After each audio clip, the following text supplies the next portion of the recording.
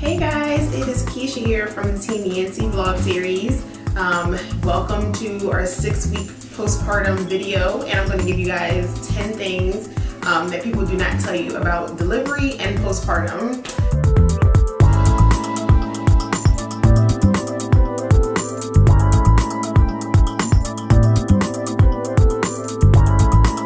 So I wanted to share with you guys just from my perspective about what you can expect if you are having a baby for the first time, or even if this is your second, third, fourth, fifth kid, whatever it is, that you may not expect or may not know going into the whole process. I don't know why it seems like people keep these things a secret, or why your mom doesn't share it with you, your aunt, your cousin, your sister, your girlfriends. It's just, you get pregnant, you have a baby, and it's like, oh, it's gonna be so exciting, it's a beautiful experience, but they don't tell you the real deal. So number one, and this was especially a thing for me because just as a person growing up just my whole life, I feel like I've been pretty modest and like always wanted to be covered up and just stuff like that. But when you are in the process of delivering and in the process just even when you're going for your weekly checkups, all your business is out there. So that is number one. Modesty is out the window. All your business will be out there, will be exposed to the world. But the funny thing is you really will not even care. For me, when you're in the midst of, like I said, the whole process in the delivery room, they're checking you every so often. I don't know why I just did this. They're checking you to see how far dilated you are. Even when you're delivering and pushing, having contractions, all that. I think just in the midst of all of what's going on, you just don't even think about it that much. But your whole business is out there for everyone to see. With this last delivery with Olivia, there was, I think it was towards the end of it, I was getting ready to start pushing after they checked me, and they were like, oh, I have a nursing student, or I think it was a nursing student that's training with me. Can they come in and watch too? Sure, why not? Who cares? It's just like, just the more the merrier, just make it a party, just get this baby out of me. It's pretty much what you're thinking. But just, I think from the outside looking in after the process is over, you really think about it like, wow, my whole business, my whole cha-cha, kitty cat, whatever you want to call it, is out there for the world to see. And you don't even care, but just the thinking about it is just funny to me. So be prepared for that. Number two, and this is a big one that I didn't know about, the epidural does not take away all of the pain all of the time. I can only speak for myself. I don't know what anyone else's experience was like with getting an epidural, but for me, I definitely thought that, oh, when you get epidural, all the pain's gonna go away and you won't feel anything when you're pushing. It's gonna be a piece of cake. That is not the case. So with him, and almost the same exact way with Olivia, I tried to go as long as I could without getting the epidural. And with Logan, I know I made it to 8 centimeters. With Olivia, I'm not sure how many centimeters I was before they gave me the epidural because they didn't check me that often. So when the epidural came, it definitely took the edge off, and it took away, pretty much like I said, the edge off as far as the contraction pain to help me to relax a little bit.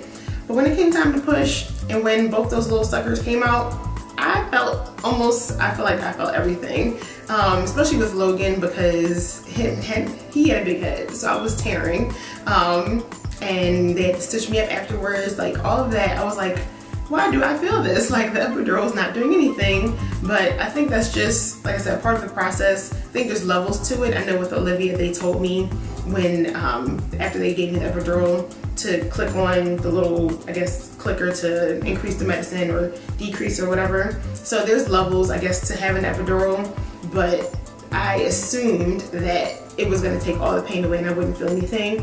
Definitely helped with taking the edge off, helped me to relax, helped me to just get my breathing stuff together. But when it came time to push, you can feel, I'm just gonna say you can feel it. You can feel your, everything stretching, you can feel them coming out.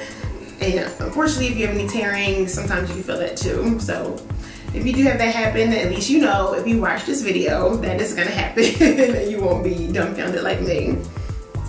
So number 3 is, if your water did not break, be prepared for a flood. Or if your water did not break fully either, be prepared for a flood. So with Logan and with Olivia, my water broke, but I guess it didn't fully break. It was to the point, I guess, where it broke where I knew, you know, that my water broke. I knew it wasn't me peeing on myself. And that was our signal to go to the hospital. The nurse, they check you, and then if your, like I said, water didn't break, they may try to break your water a little bit there. So with both of them, with Logan especially, at that point they did break my water a little bit more. So it's an uncomfortable feeling because it just feels like you're just peeing on yourself, especially if you're laying in the hospital bed and you have, you know, the robe on and you have tons of pads on the bed and stuff like that. But it literally just feels like you're peeing on yourself. So that could be uncomfortable. But with Olivia, my water broke. I feel like it kept breaking. And then there was one point in time, it was before I got the epidural, where I was standing up and I was like walking around in the room, and it literally felt like this little girl went like boom into my uterus. And it was like gush onto the floor. So it's just, like I said, those fun things that you don't think about when you're in the hospital. And it was just like a constant stream that felt like it was never ending after that. But your water will break and you'll feel like you're peeing on yourself, but you kind of just have to get over it. So number 4 is you cannot, no matter how long you're in labor, eat or drink anything throughout the whole process. So as soon as you get to the hospital and you get checked in, all that stuff, after that point, if you're in labor for 8 hours, for 5 hours, or for 20 hours, you cannot eat or drink anything. The most you can have are some ice chips. And let me tell you, those ice chips will bless your life because you will probably be hungry, you'll definitely be thirsty, but you can't eat or drink anything. With this last delivery and pregnancy with Olivia, I'm in the room and my, you know, help team, my husband, my sister and mother-in-law, they're eating a full course meal and I'm just sitting there eating ice chips and I'm like, pretty hungry. So first thing you do after you deliver is you usually probably get something to eat, unless you're just sleeping, you pass out. But I was starving because I think the last thing I had ate was previously the night before. And then I went to the hospital, went to labor about, I guess, like 3 or 4 o'clock in the morning. So that whole entire process, and then she didn't come until between 2 and almost 3 o'clock. So you can't eat anything, you can't drink anything, you're just loving on ice chips. Number 5 is all of the goodies that you get when you're in the hospital. And I say goodies slightly sarcastic because the stuff that you get in the hospital is very interesting. Now, mind you, you do get to take home some diapers, you do get just some other things that you'll take home, but the things that you'll get are things that you need that you've never seen or heard of unless you've had a baby, probably. So these fun little, these fun huge panties are disposable underwear that they give you after, actually they give it to you before you even give birth, but they give it to you. And these are pretty much all that you'll be wearing unless you bring your own, but these are all that you'll be wearing for almost your entire stay in the hospital. So they're not cute at all. They're very thin, they're stretchy. They almost look like a pair of like boxer shorts or boy shorts, whatever. But yeah, and the purpose of these is to hold the second thing that you'll have, which are these, when I literally say mattress size, these mattress size pads. Never in your life will you ever need, hopefully, or see a pad this big unless you have a baby. So as soon as you give birth, this is what you'll be using as a pad. Like I said, for those entire 3 days, and even probably for a couple days after when you get home. It just feels like you're wearing a diaper. I've even read and heard of some women just wearing Depends or getting Depends, which makes sense. And I even thought about it myself too. But they gave me a stack of these to take home. I don't know why. Hopefully I will never need them again until the next kid. Now the one thing I will say about the underwear, because of course packing your overnight bag, you will pack underwear. You won't even want to use regular underwear because, first of all, these won't fit inside of anything that I've ever seen or worn before. And number 2, unfortunately with the bleeding that will take place after you have the baby, you're gonna want to dispose of these every time you go to the bathroom or have to change your pad. You're gonna want to dispose of these. So the next thing, you definitely, if you had a kid before, you know what this is.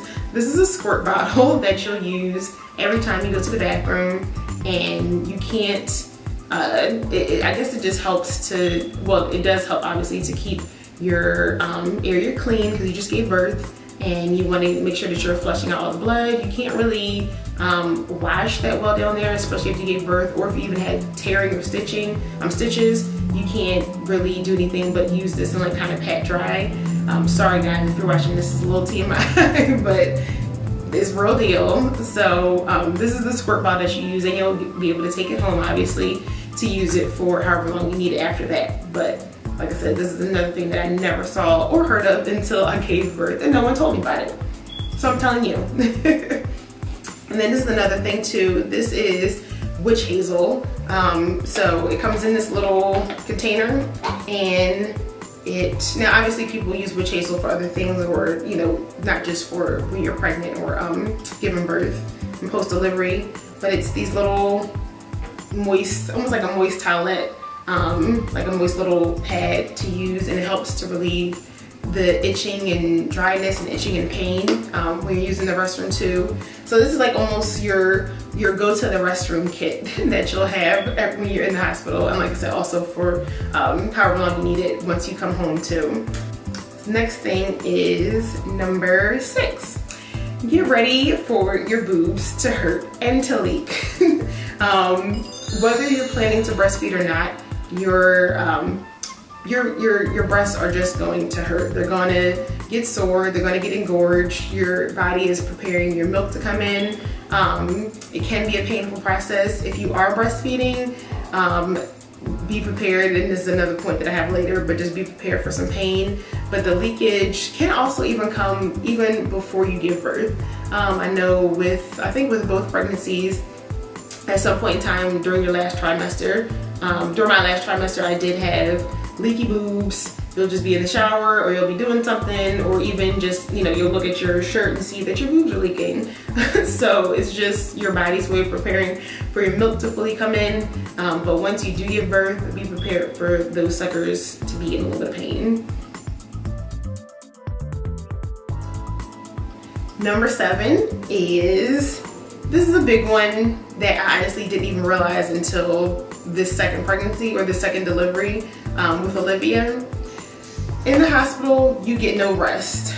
You are constantly, as soon as, even throughout the delivery process, people are constantly coming in. But during that time where you think, you know, oh, after, you know, you deliver, you get to rest, you get to go to sleep and relax, you have people coming in to check on you. When I say people, I mean like nurses and technicians and food delivery, not delivery, but food, people bring your food up to you. Just there's constantly someone coming in, and it's almost like you cannot get a full 2 hours of sleep without someone coming in. And mind you, you have a baby, so some hospitals, I know the baby will go to like the nursery, but in the hospital that we deliver in, they definitely believe in the baby being nurtured in the room with the parents and being nurtured in the room with the mom, which I love. But with all of that, you get no rest in the hospital. And you know, thank God for my husband being there both times, because we kind of like take turns when it comes with the baby. But it seems like as soon as the baby gets to sleep, as soon as you get to sleep, as soon as your spouse gets to sleep, there's someone coming in the room to check on you. And it's like, come the freak on, because all you want to do is sleep. You just gave birth and you were in labor for X amount of hours. Like, can I chill? They're coming in, they're poking you and prodding you, they're checking on you, asking how you're doing, if you need anything, which is great. But in the grand scheme of things, like I said, it's like, can I just get a little bit of sleep? And this one is actually a part 2. So number 7 is 2 parts. The second part is, because of everything that I just said, make sure that you are mindful of who you're having to visit you right after you give birth. You may want to tell people, hey, you know, if you're giving birth on Tuesday evening or just Tuesday morning or whatever, hey, you know, we'll have visitors come on Wednesday. And it's literally for your benefit so that you can get rest, because you'll just be staring in the hospital room just dead face because you're so tired and exhausted, and you know, you're trying to entertain people, which is great, and it's a blessing that people want to come see you and see the baby. But do yourself a favor and, you know, let yourself recover for a day or a night or whatever you can do, before you have visitors come. Now, of course, you may have the people who are with you throughout your delivery process, but as far as having like a lot of visitors and stuff, you may want to postpone that until day 2 or even day 3 or when you get home. But it's totally up to you. But just don't say no one told you, because I'm telling you now that you'll need your rest. Number 8, and this is something that I didn't realize until this pregnancy, that your vision changes. Not everyone, I won't say everyone's gonna have this issue, but this last pregnancy with Olivia, I think I had it a little bit with Logan, because I remember needing to get new contacts and going to get like my eyes prescribed for them. But I haven't done that yet with Olivia, but I literally feel like half of the day I'm going cross-eyed. And I don't know if it's just because, you know, I already wear glasses and contacts, so maybe if your vision is 20/20, you don't have this issue. But for me, I feel like my vision is slowly but surely getting, no, I don't want to say worse, but it is, unfortunately, seems like it's decreasing. And that is something that I've read can happen because of the hormones and everything like that that goes on in your body that can happen with pregnancy and obviously postpartum. Part of that process, which of course I never knew before, but that is something that can happen too. So your vision could possibly change. Number 9 is, do not be afraid to ask for help.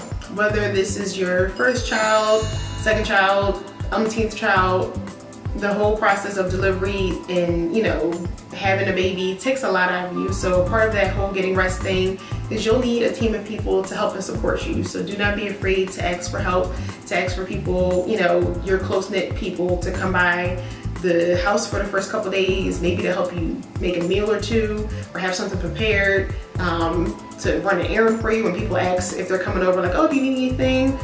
Say yes. Say yes, I actually do need you to get X, Y, and Z, or yes, I'll need, you know, just so you don't feel like you're stressing yourself out with all this you have to do as either a new mom or a continuing mom, especially if you're a continuing mom and you have another child to tend to with a new baby, you will need help.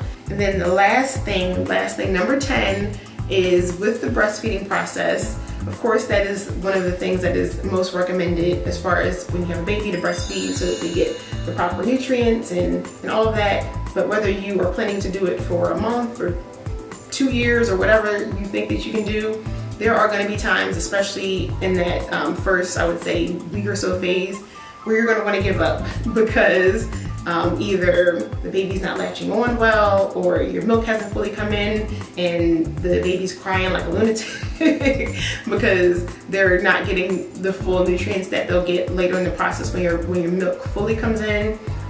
Whether your boobs are engorged and they hurt, or whether, you know, the baby's latching on and that part hurts. There's just so much of the breastfeeding process that you will literally want to give up on. But because I'm telling you now, and because you're gonna listen, that someone told you, you'll know to be mentally prepared. And that's one thing for this pregnancy that is different for me with the last pregnancy with Logan. I did not breastfeed as long as I would have liked to. With Logan, I think I made it to between 2 and 3 months. Obviously, I'm only up to 6 weeks with Olivia, but just like I said, being mentally prepared helps so much better with the whole entire process of what you'll go through in stages.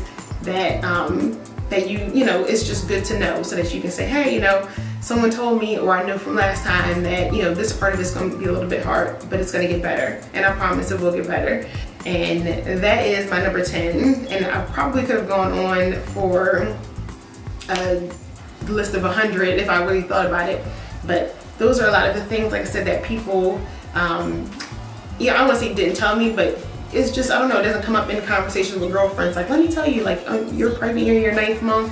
Let me tell you about all the stuff that you're gonna get in the hospital. Or let me tell you about, you know, this part. It's just, people are just so excited for you to be pregnant and so excited for a new baby to come and enjoy you, enjoying your family, that they don't fill you in on the real deal of what to expect and what's going on. So I really, really hope that this video has helped somebody out there, whether it be one person or 1,000. I hope that helped you, and whether it did or didn't, make sure that you like or subscribe to this video, like or subscribe to our channel. You know, you can double back and look at some of the videos that we posted before from our pregnancy series when we did like a few weeks of just the process of me telling you guys what's going on throughout my pregnancy. But we thank you for watching, and more is to come even with this process. We're just tuning into the other videos that we have posted on our Team Yancey channel. And thank you for joining me. I hope this helped, and we'll see you next time.